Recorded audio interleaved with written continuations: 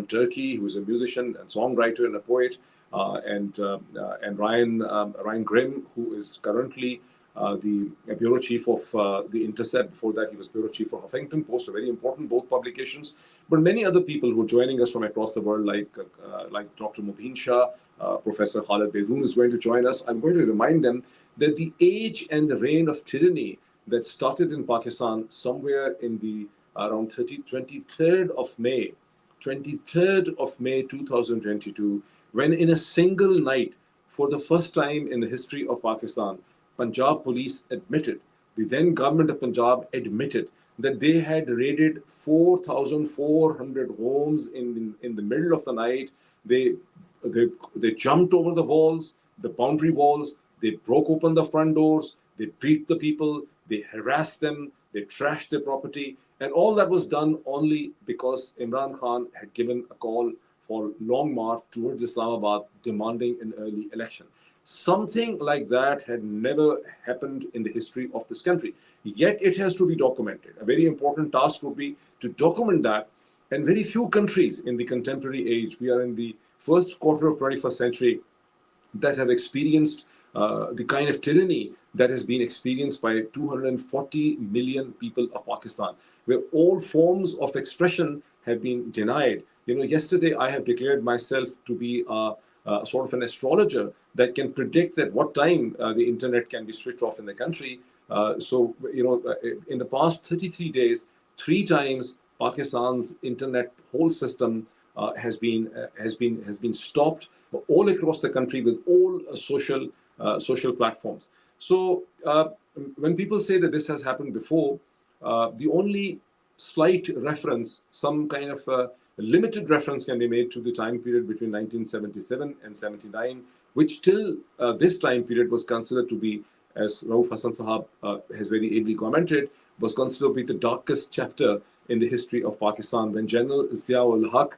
created a climate of fear and tyranny before hanging the then twice popularly elected Prime Minister of Pakistan, Zulfikar Ali Bhutto, one of the most significant characters of Pakistan's post-independence history.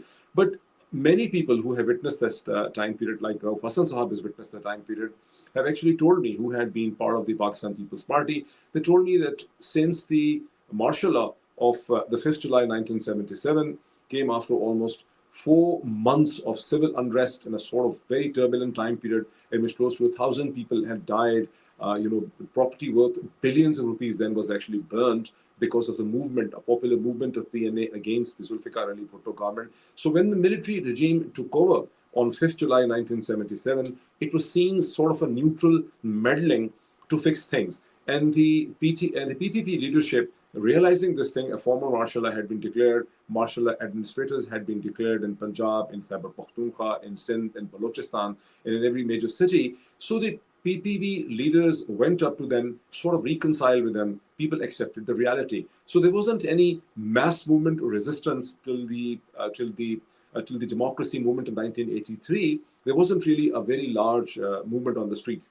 But in this case, the situation which I refer to in Pakistan, in my vlogs, as martial law plus. Rauf Sahab says it's undeclared martial law without a name, but I call it, this is martial law plus.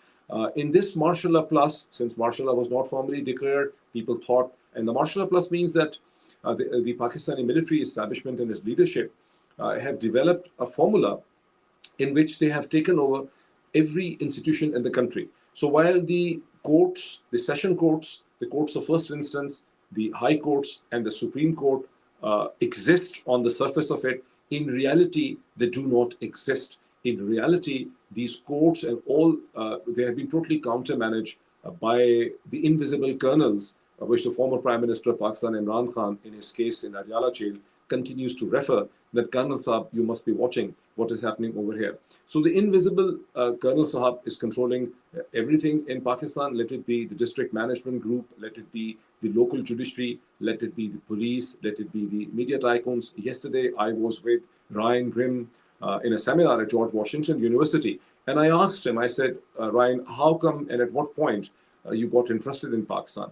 And he said that he started developing a very serious interest in Pakistan when he found out several months ago that some military official in Pakistan called over the media tycoons and the director news of all television channels for a literally 5-minute meeting and told them from henceforth, you cannot mention the word and the name Imran Khan in your bulletins. So this kind of control, it said that he was intrigued, he was fascinated, he was dumbfounded that in this day and age, when he grew up in a country under the protection of the First Amendment, such a thing can happen anywhere in the world. Perhaps such a thing is not happening in any other part of the world at the moment, what is being experienced in Pakistan. In this time period, thousands, which I have mentioned in one single night, if literally, if 4,400 houses were broken into one night, if 10,000 people could be rounded up Punjab, another 4,000 in Khyber Pakhtunkhwa in 48 hours, then we don't really have an exact figure, but countless thousands of people in Pakistan have been arrested, and hundreds have been abducted. Days pass on before you get to know what happens to the abducted people. Then they start appearing. For the first time in the history of this country, political parties, major politicians, the known prominent politicians were arrested, were abducted, were threatened, were tortured, and then tortured, literally. I mean, threatened and harassment is one thing. Maybe Asad Umar, someone like a prominent politician like Asad Umar was harassed and threatened, but there are others like Usman Da, there were others, so many others that were actually tortured, and in a state of torture where you could actually see the torture marks, they were done makeup and brought into television channels to make their confessions and to basically take them away from Pakistan Tehreek-e-Insaf. But this is all the situation. I would conclude by saying this, and then I will invite I do not know if Salman Akram Raja Sahab, who was supposed to join, has joined. Otherwise, I can move on to the next speaker.